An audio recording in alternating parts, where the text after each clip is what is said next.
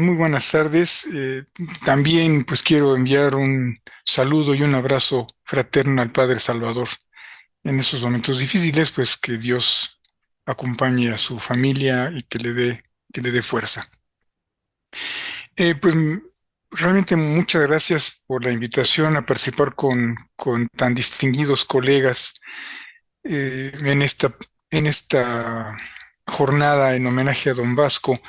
Para mí es un gusto triple porque pues compartir este escenario con tan distinguidos personajes pues es un honor.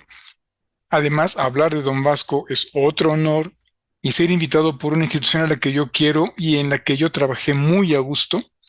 Realmente lo tengo que decir, trabajé muy a gusto en la UBAC, pues es otro honor. Así que realmente estoy muy agradecido por esta invitación y bueno, pues vamos a hablar rápidamente de Don Vasco porque sé que ya empezamos a tener hambre.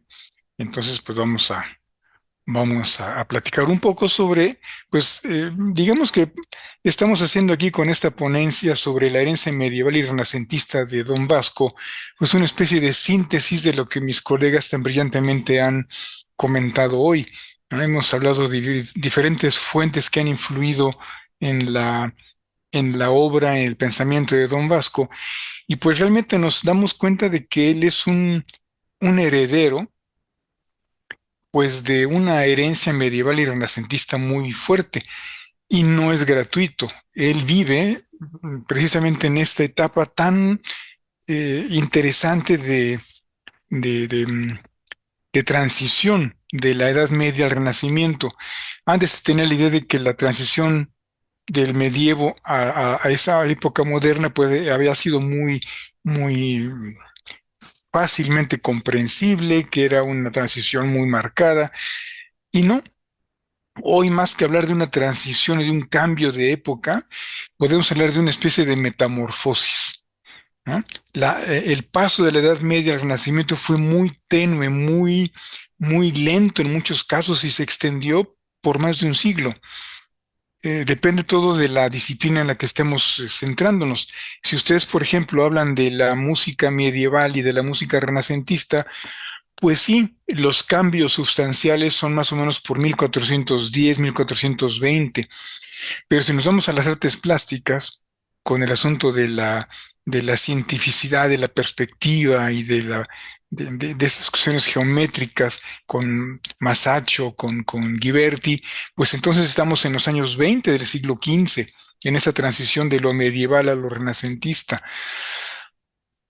Si nos movemos en la cuestión de la técnica, de la tecnología, mejor dicho, pues está la imprenta, la que Gutenberg desarrolla en Mainz, en Maguncia, en Alemania, hacia el 1450, y que también marca un cambio, ¿no? En la forma de elaborar libros, ¿no?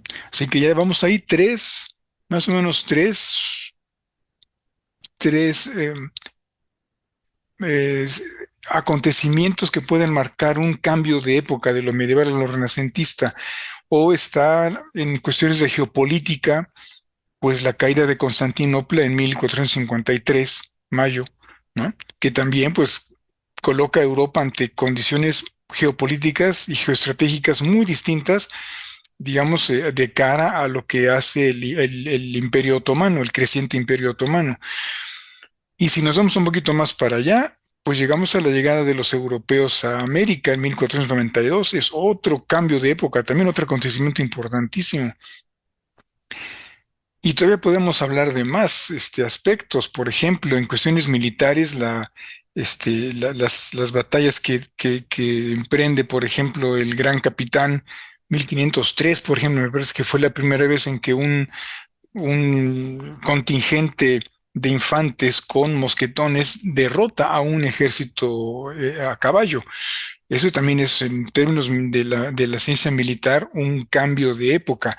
Y un poquito más para allá, 1517, la mal llamada reforma, mejor dicho, el movimiento luterano, el cisma luterano, también rompe la unidad espiritual de Europa y cambia las cosas completamente. Así que como vemos, pues ese cambio ese cambio de la Edad Media al Renacimiento es muy tenue, es muy complicado, muy complejo, mejor dicho, de ir siguiendo. Y precisamente Don Vasco vive en esta época de transición, por lo que no es nada extraordinario que encontremos en él elementos tanto medievales como renacentistas, ¿no? Entonces, este siglo XVI en el que ya, digamos, lo encontramos ya en el Nuevo Mundo, pues es un siglo muy convulso. Bueno, yo creo que todos los siglos de la historia de la humanidad han sido convulsos, pero qué es lo que hace a este siglo XVI tan violento, tan trágico? Yo creo que está el secreto de esta respuesta en la naturaleza de las convulsiones, ¿no? Eh, En un principio hubo conflictos muy fuertes, muy sangrientos de índole religiosa. Después se fueron transformando en conflictos de índole política, pero fueron de índole religiosa en un principio, por lo menos al principio, ¿no? Ya desde más o menos el siglo XV, ¿no? Teníamos un problema grave de desorden, de una vida muy complicada dentro de la misma iglesia, ¿no? De una vida desordenada, ¿no? Que daba de qué hablar, ¿no? Y bueno, había una urgente necesidad de erradicar o de mitigar esa corrupción que se presentaba ya en la iglesia y en muchos otros ámbitos de la vida cotidiana. Y se había venido posponiendo esta solución año con año hasta que estalló en el movimiento luterano de 1517. Entonces, las tensiones que se hicieron evidentes a partir de 1517 el cisma luterano en octubre, ¿no? Provocaron grandes conflictos bélicos inclusive, ¿no? Que desembocarían el siglo siguiente, en el 17, en en la, en la guerra más cruel que hasta ese momento se ha vivido en Europa, que era que fue la guerra de los 30 años, ¿no? Que terminó hasta 1648, ¿no? Que bueno, pues nos llevó a un nuevo orden del concierto internacional. Pero también en ese desorden, en esa injusticia, en esta belicosidad del siglo XVI, también hay fuentes que inspiran y estimulan el concepto, por ejemplo, que ya comentaron aquí mis colegas, de la utopía de Santo Tomás Moro, ¿no? En esa obra del estado ideal de una república en la nueva isla de Utopía, de 1516, encontramos ya también allí esas fuentes que inspiran un, un mundo nuevo, digamos acá, un enfoque nuevo de las cosas. Y aquí nos encontramos con una obra muy interesante, muy relevante. No voy a profundizar en eso porque ya mis colegas lo hicieron mucho mejor. Pero podemos decir que aquí Santo Tomás va más allá de lo que se hacía en las obras previas, ¿no? Que hablaban mucho, por ejemplo, eh, de la buena vida, ¿no? De la mulicie, ¿no? De no hacer nada, ¿no? Y lo que hace él es, o sea, esas obras tan interesantes que hay en los siglos XIV y XV de la abundancia, ¿no? En las obras literarias, pictóricas y musicales, ¿no? Hay muchas obras que hablan de esa molicie, de ese dulce no hacer nada, ¿no? Que sería resabroso, ¿no es cierto? Donde uno puede bajar lechones de los árboles o corren ríos de leche y miel por allá, ¿no? Y que los españoles trataron de encontrar en Perú, por ejemplo, en Jauja, en Xauxa, ¿no? No, eh, Santo Tomás no se queda en ese asunto de la buena vida y de no hacer nada, no, al contrario, ¿no?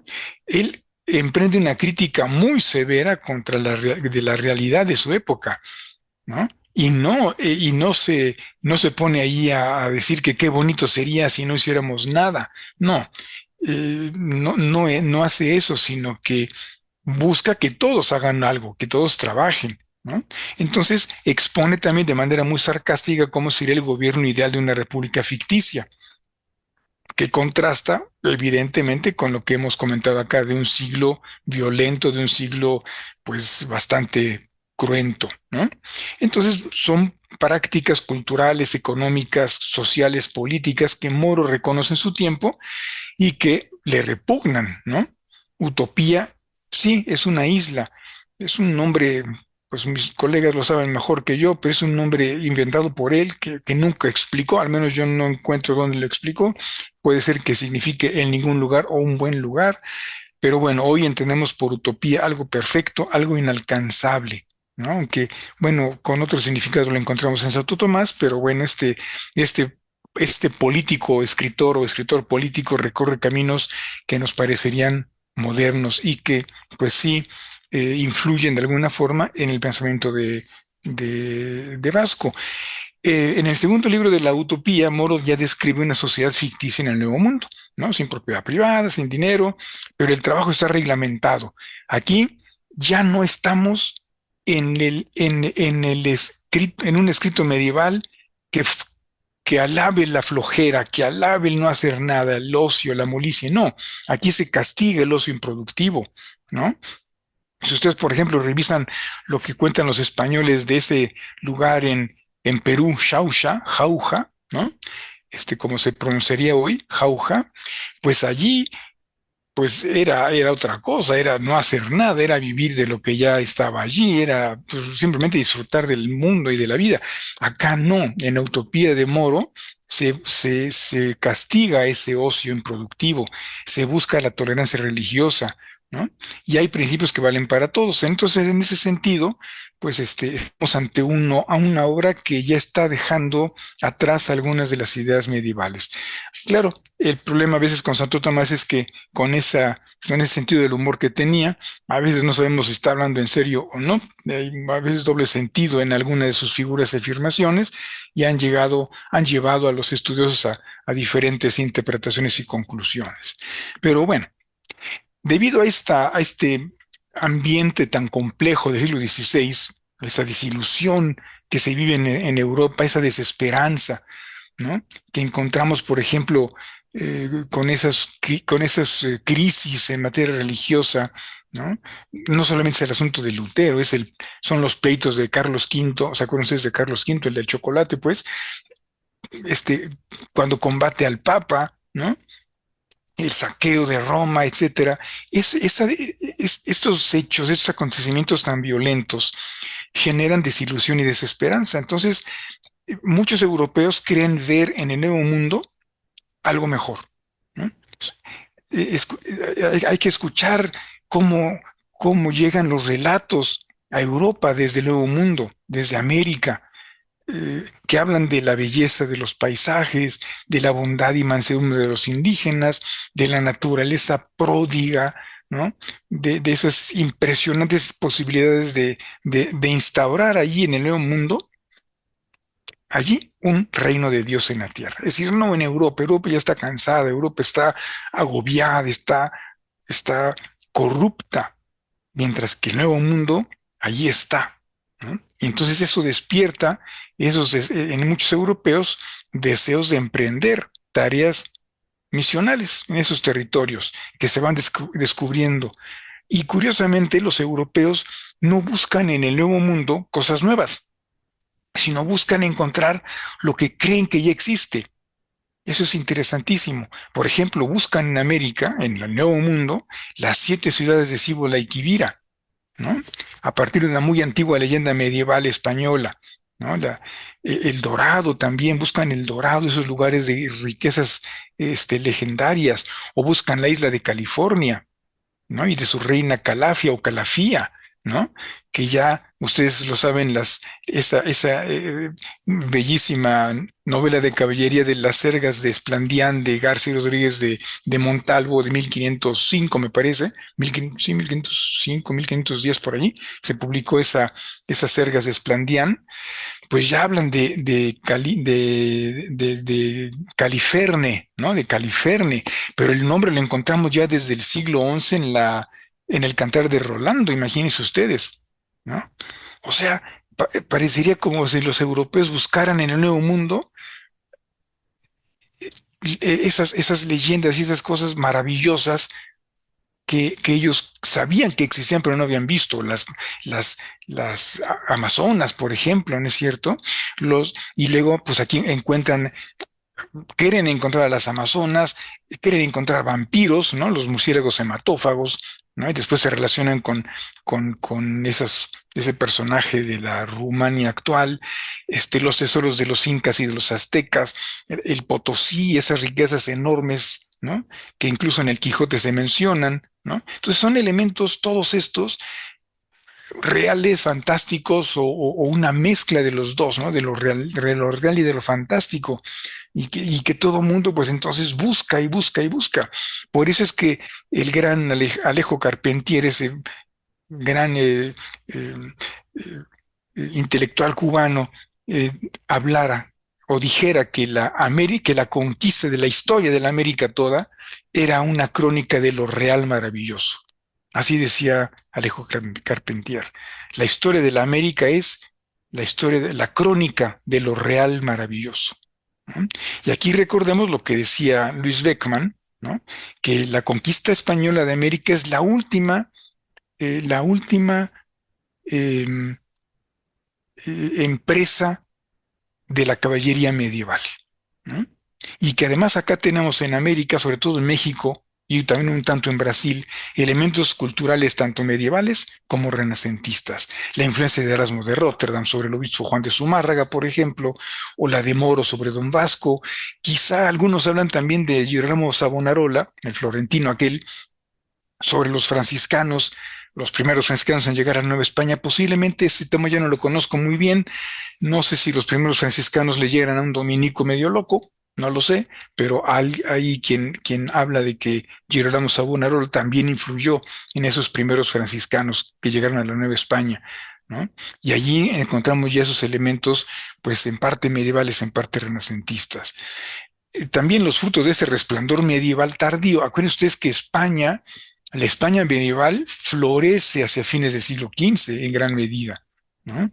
Entonces, en la península ibérica y todavía no podemos hablar de España inclusive, pero bueno, sino de la península ibérica, de Castilla, de Aragón, ese resplandor medieval tardío tanto en la península ibérica como en la América española y portuguesa, pues allí encontramos elementos medievales. Vean ustedes, la concepción del imperio universal, eso es muy medieval.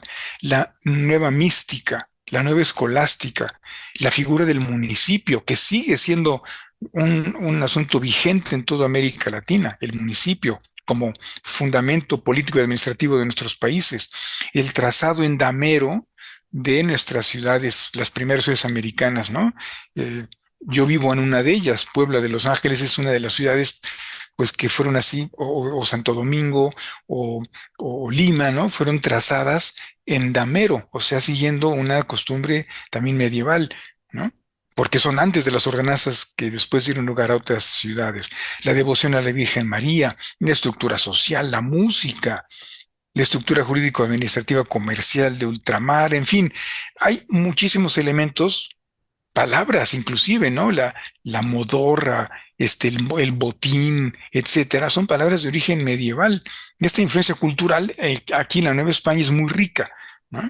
Y lo podemos encontrar en la música, en la arquitectura, una herencia medieval amplia, renacentista también, inclusive más adelante, pues será también barroco y de la ilustración, pues como ya han señalado muchos autores. Entonces, lo que los españoles, franceses, holandeses, alemanes, portugueses e ingleses buscan en América era confirmar la existencia de esos personajes o lugares de abundancia, de seres fantásticos, no tanto encontrar cosas nuevas, ¿no? Por eso la convicción con la que buscaron el dorado, la convicción con la que dijeron, ya encontramos a las Amazonas, ya encontramos unas sirenas, ¿se acuerdan del manatí? Pensaron que eran sirenas, ¿no?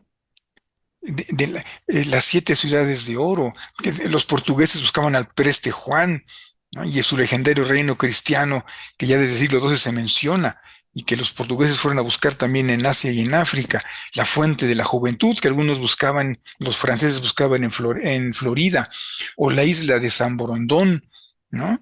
La búsqueda de grifones, enanos, gigantes, el nombre de Brasil, por ejemplo, también está relacionado con una antigua leyenda celta. Desde el siglo XIV conocemos ese nombre, Brasil, ¿no? Asociado con San Borondón, por cierto, y el bisonte, el bisonte americano, del que quedan algunos, perdón, algunos Algunos ejemplares en el norte de México, el bisonte, el bison, es llamado en algunas fuentes cíbola, ¿no?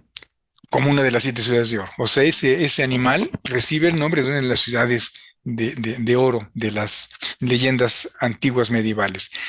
Beckman por eso nos dice que tanto Cristóbal Colón como Hernán Cortés buscaron esas tierras bíblicas que se mencionan de Ofir y Tarsis, ¿no? Donde había muchas riquezas, de donde se suponía que el rey Salomón proveía, bueno, extraía oro, marfil, plata, y no sé qué tantas cosas, pavos reales y todo, ¿no? De hecho, Colón creyó que en el delta de Orinoco ahí estaba el paraíso terrenal, ¿no? Es hermosísimo ese delta, o era, no sé cómo está ahora, pero cuando llegó, imagínense cómo estaría en época de Don Cristóbal, pues decía, esto es el paraíso, y lo decía de manera literal, no figurativamente, ¿no? El reino de Copala, por ejemplo, que nunca apareció por ningún lado, y de su maravillosa laguna.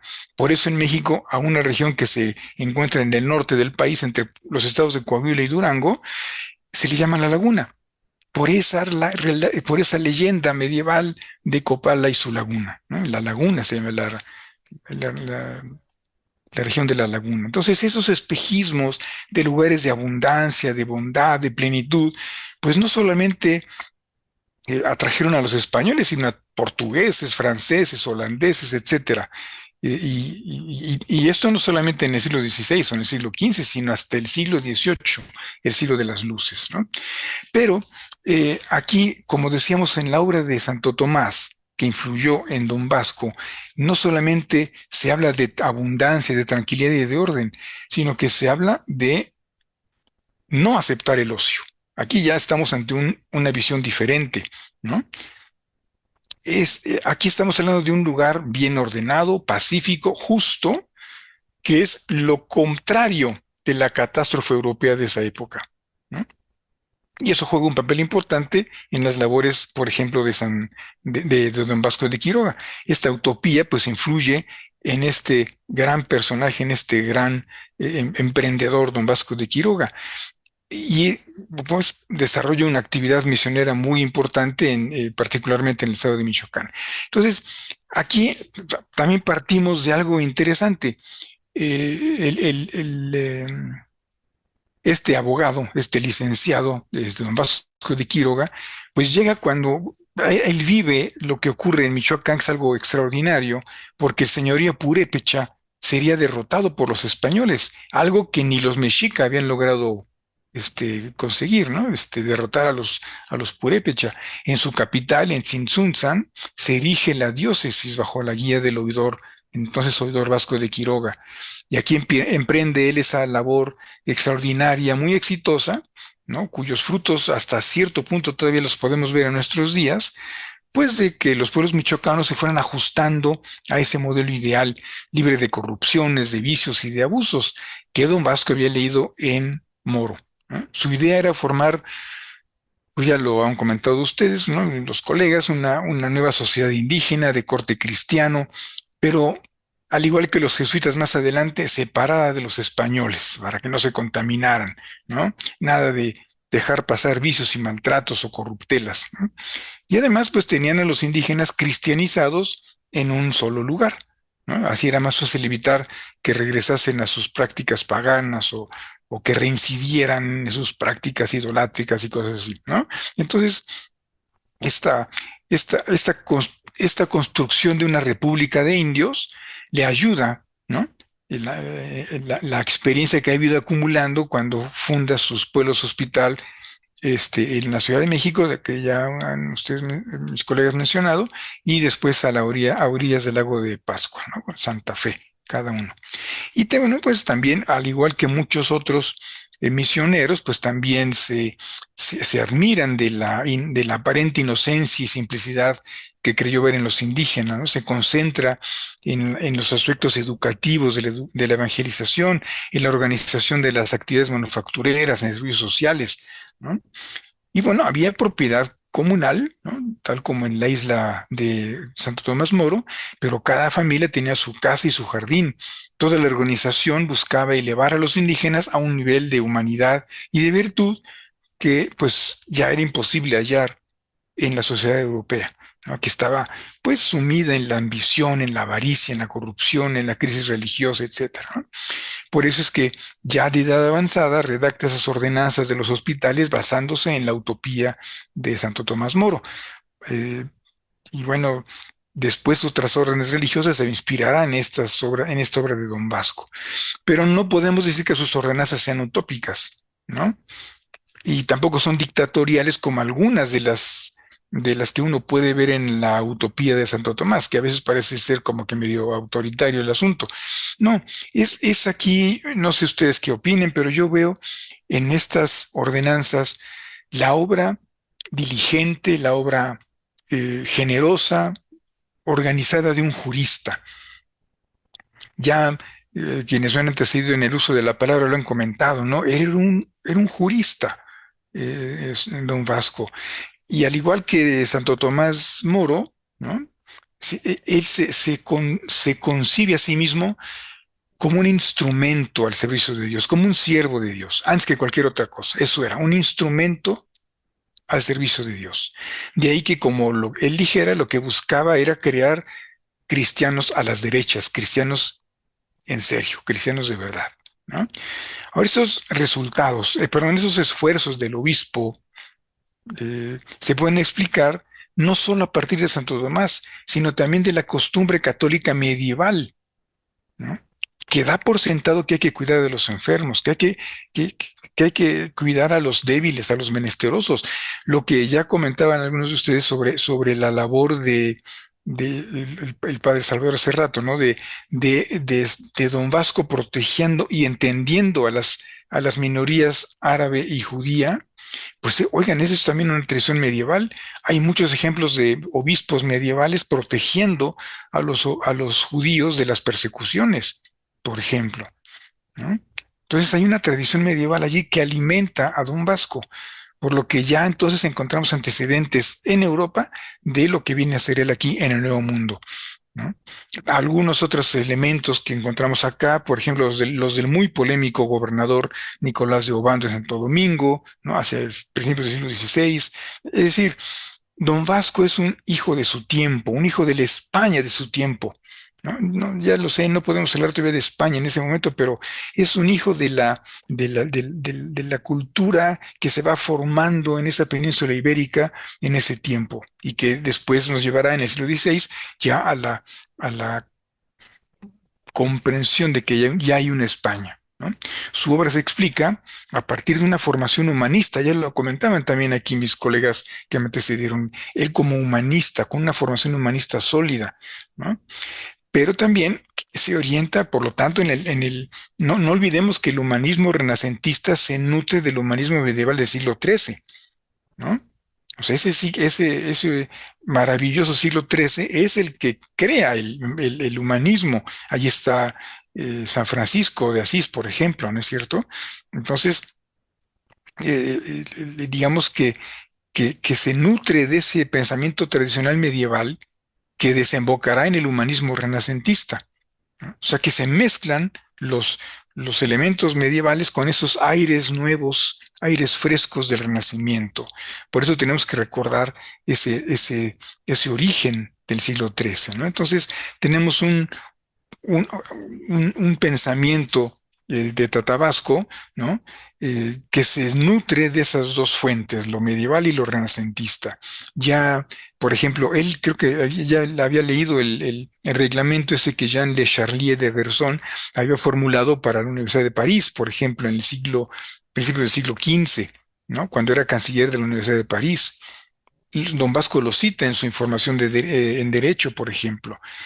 Entonces, era un personaje, don Vasco, que estaba al tanto de las cosas. Encontramos en sus fuentes de inspiración, pues, una especie de síntesis, eh, una síntesis maravillosa de lo bíblico, la búsqueda del paraíso terrenal, por ejemplo, lo geográfico, ¿no? Lo que va descubriendo, lo que pretendía hallar, lo medieval, ¿no? La búsqueda de lugares de abundancia y agradable vida, ¿no? La vivencia del humanismo cristiano, la vivencia del humanismo cristiano, no solamente decirlo, sino vivirlo, y lo renacentista, el aliento creador, esos nuevos aires de la de la visión del hombre como centro de la creación, por ejemplo, ¿no? Y pues la creación de esos pueblos hospital, pues una especie como de utopía a la española. Y no olvidemos también la influencia de la antigüedad, porque él era un gran lector. En el caso concreto de Don Vasco, tenemos que señalar, por ejemplo, a Luciano de Samosata, ¿no? El famoso autor de la Saturnalia, ¿no? En el siglo que es segundo, ¿no? Segundo, tercero después de Cristo. ¿No? Habla de él cuando defiende a los indígenas, habla de la primera edad dorada. Luciano, por ejemplo, también. A este Luciano de Samosata lo tradujeron, por cierto, los dos grandes amigos Moro y Erasmo, ¿no? En el obispo michoacano también lo que vemos es que en él se unen, por lo tanto, los mundos clásico, medieval y renacentista en tierras del Nuevo Mundo. ¿No? También cita a Aristóteles, cita a Horacio, a Séneca, a Virgilio. Entonces, de la lectura de todos esos autores, algunos cristianos, algunos gentiles, diríamos, surge la idea de su policía mixta, es decir, de alcanzar en sus pueblos hospital un orden político que abarque lo humano y lo sobrenatural, lo corporal y lo espiritual. ¿No? Entonces, para mí es maravillosa esa síntesis lograda en este nuevo mundo, en las manos de Vasco de Quiroga, de la fusión de los mundos clásico, medieval, renacentista. ¿No? Eso es para mí maravilloso. Volveremos aquí a recordar a Alejo Carpentier. Realmente esto es parte de lo real maravilloso. ¿No? Entonces aquí se integran todos los órdenes, porque para Vasco el asunto no era solamente económico, sino era personal, religioso, político, social, etcétera. ¿No? Desafortunadamente, pues como muchas otras cosas durante la conquista, las políticas de poblamiento no estuvieron en manos de Don Vasco y se fueron por caminos muy diferentes a los que él en su visión cristiana tenía pensado, ¿no? Eh, Creo que no estuvo muy de acuerdo en la fundación de la ciudad de Valladolid, le quitó peso a Tzintzuntzan, pero bueno, lo que podemos decir como conclusión ya para terminar es que Don Vasco es un heredero directo de los relatos medievales, de los relatos renacentistas, de la abundancia, de la justicia. Nos dejó un legado que, bueno, no siempre, creo que no siempre hemos logrado comprender y vivir. Fue una persona muy práctica, muy experimentada, conocedor de la naturaleza humana, muy desprendido, ¿no? Cristiano ejemplar. eh, su humanismo no degeneró en un individualismo, al contrario de otros, ¿no? Y tanto él como Santo Tomás Moro tuvieron cosas en común, vivieron sus convicciones, amaron al prójimo de manera muy profunda. De eso nos da testimonio Don Vasco, con sus obras numerosísimas, y Santo Tomás con sus obras y con su martirio. Pues muchas gracias a todos.